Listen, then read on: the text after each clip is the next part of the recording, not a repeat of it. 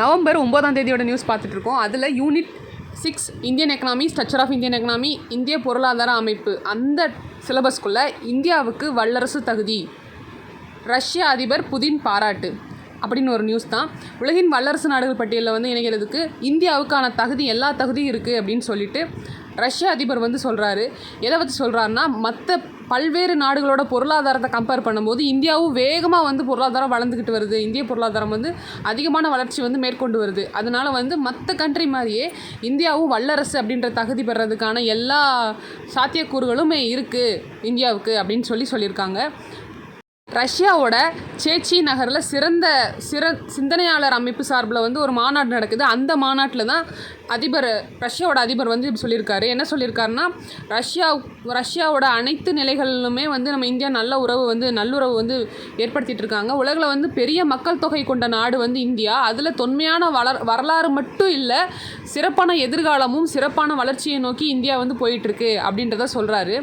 அப்புறம் பார்த்திங்கன்னா, உலக பொருளாதார வளர்ச்சியை நோக்கி இந்தியா முன்னேறிக்கிட்டு இருக்கு அப்படின்றத சொல்கிறாரு. ரஷ்யாவோட ஒரு நல்ல ஃப்ரெண்ட்ஷிப் நமக்கு இருக்குது. அதில் பார்த்திங்கன்னா, முக்கியமான பாதுகாப்பு, இராணுவம், ஆயுதம், இந்த விஷயம்லாம் இரு நாட்டும் இணக்கமாக செயல்பட்டு வர்றாங்க. அதுக்கு எக்ஸாம்பிளாக நமக்கு நிறைய போர் ஆயுதங்கள் அவங்க செஞ்சு கொடுத்தது தான் நம்ம யூஸ் பண்ணிகிட்ருக்கோம். அதுதான் அவங்களுக்கும் நமக்குமான ஒரு நம்பகத்தன்மைன்னு சொல்கிறாங்க. புரோமோஸ் ஏவுகணை 2 பேரும் இணக்கமாக இந்தியாவோட இணைஞ்சு செஞ்ச ஒரு ஏவுகணை தான். அதே நேரத்தில் இந்தியா சீனாவுக்கு இடையே சில எல்லை பிரச்சனைகள் இருந்தாலுமே பேச்சுவார்த்தை மூலம் அதை தீர்வு கொண்டு வரணும் அப்படின்னு முயற்சி பண்ணிகிட்டு இருக்காங்க. அது ஒரு பக்கம் இருக்குது. ஸோ இதுதான் அந்த நியூஸ். இது நம்ம சமச்சீரில் 11th எக்கனாமிக்ஸில் இந்தியன் எக்கனாமி அந்த சாப்டரில் India will be a global player in digital economy அப்படின்னு சுந்தர் பிச்சை சொல்கிறாரு. அந்த நியூஸுக்கான ரிலேட்டட் அதை பார்க்க போகிறோம். Meaning of growth and development, growthக்கும் டெவலப்மெண்ட்டுக்கும் என்ன, வளர்ச்சிக்கும் முன்னேற்றத்திற்கும் என்ன ஒரு வித்தியாசம் அப்படின்றத பார்ப்போம். ஒரு கண்ட்ரி எக்கனாமிக்கல் க்ரோத் யூஸ்வலாக எதை வச்சு மெஷர் பண்ணுவாங்கன்னா, நேஷ்னல் இன்கம்மை வச்சு தான் மெஷர் பண்ணுவாங்க. முக்கியமாக கிராஸ் டொமஸ்டிக் ப்ராடக்ட் அப்படின்னு சொல்கிற ஜிடிபியை வச்சு தான் சொல்லுவாங்க, மெஷர் பண்ணுவாங்க. Total monetary value of goods and services produced by the country over a special period of time, usually 1 year. ஒரு குறிப்பிட்ட எல்லைக்குள் உட்பட்ட பகுதியில் ஒரு குறிப்பிட்ட டைம் பீரியடுக்குள்ளே ப்ரொடியூஸ் பண்ணுற ப்ராடக்டை மொத்த வேல்யூ தான் ஜிடிபின்னு சொல்லுவாங்க.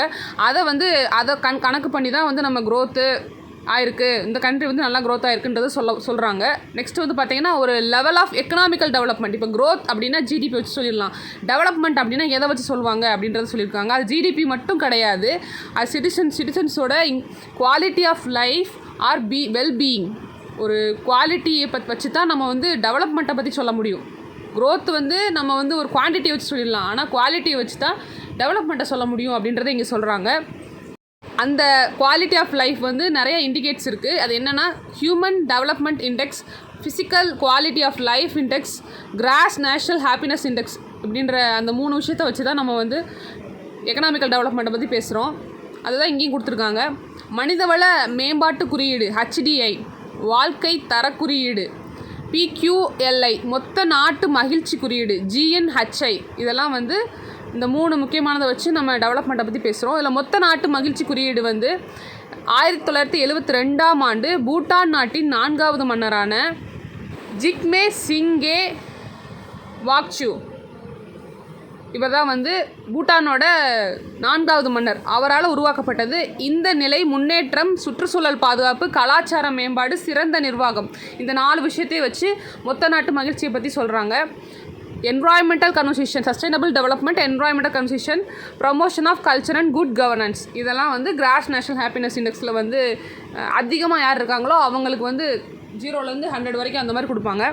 On the basic level of economic development, nation are classified as ஒரு எக்கனாமிக்கல் டெவலப்டு கண்ட்ரி, டெவலப்டு இல்லாத கண்ட்ரின்றதை எப்படி பிரிக்கிறாங்க அப்படின்னு பார்த்தீங்கன்னா, industrialist, utilize their resource efficiently, இதெல்லாம் வச்சு சொல்கிறாங்க. பார்த்தா USA, Canada, UK, France, Japan, இவங்கெல்லாம் டெவலப்டு கண்ட்ரி, அட்வான்ஸ்டு கண்ட்ரின்னு சொல்லுவாங்க. இன்னொரு பக்கம் பார்த்தீங்கன்னா, not fully utilize their resource like land, mines, workers extra, அவங்கெல்லாம் லோ பெர் கேபிட்டல் இன்கம், இவங்கெல்லாம் அண்டர் டெவலப்மெண்ட் சொல்கிறாங்க. இது என்ன சொல்ல வர்றாங்கன்னா, அதிகமான இண்டஸ்ட்ரீஸ் இருக்கிற ஒரு கண்ட்ரி, அப்புறம் ஒரு பக்கம் பார்த்திங்கன்னா ரிசோர்ஸஸ், நிறைய வளங்களை எவ்வளோ நம்ம யூட்டிலைஸ் பண்ணுறோம், நல்லா பயன்படுத்துகிறோம், நல்ல விதமாக பயன்படுத்துகிறோம், அது ஒரு பக்கம். இன்னொரு பக்கம் பார்த்திங்கன்னா தனிநபரோட வருமானம் அது வந்து அதிகமாக இருக்கணும். இதெல்லாம் வந்து டெவலப்டு கண்ட்ரீஸ்க்கும். இது எல்லாமே இல்லாமல் லேண்டு, மைன்ஸு, ஒர்க்ஸ் எல்லாமே கம்மியாக, லோ பெர் கேபிட்டல் இன்கம் கம்மியான தனிநபர் வருமானம் இதெல்லாம் இருந்துச்சுன்னா அண்டர் டெவலப்மெண்ட் எக்கனாமி அப்படின்னு சொல்கிறாங்க. இது எக்ஸாம்பிளுக்கு வந்து என்னெல்லாம் கண்ட்ரிஸ் இருக்குன்னா, sub Sahara Africa, Bangladesh, Myanmar, Pakistan, Indonesia, இதெல்லாம் இந்த கண்ட்ரிஸ்லாம் வந்து அண்டர் டெவலப்மெண்ட் சொல்கிறாங்க. Also termed as under development countries or backward nations or third world nation அப்படின்னு சொல்கிறாங்க இங்கிலீஷில்.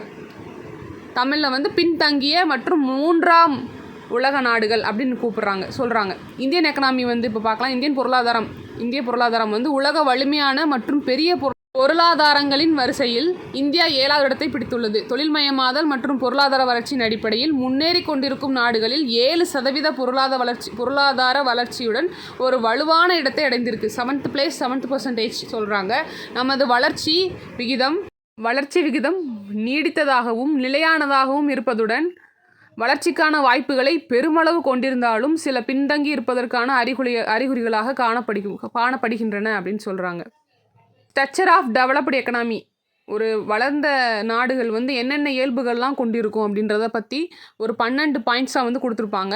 உயர்ந்த நாட்டு வருமான வளர்ச்சி, உயர்ந்த தனிநபர் வருமானம், உயர்ந்த வாழ்க்கை தரம், முழு வேலைவாய்ப்பு, தொழிற்துறை ஆதிக்கம், உயர் தொழில்நுட்பம், தொழிற்செறிவு, அதிக நுகர்ச்சி நிலை, அதிக நகரமயமாதல், சீரிய பொருளாதார வளர்ச்சி, சமுதாயம், சமத்துவம், பாலின சமத்துவம் மற்றும் மிக குறைந்த வறுமை நிலை, அரசியல் நிலைத்தன்மை மற்றும் நல்லாட்சி. இந்த 12 தான். இப்போ இங்கிலீஷில் அதை என்ன கொடுத்துருக்காங்கன்னா, high national income, high per capital income, high standard of living, full employment of resource, dominance of industrial sector, high level of technology, high industrialization, high consumption level, high level of urbanization, smooth economic growth, social equality, gender equality, low levels of poverty, politically stability and good governance.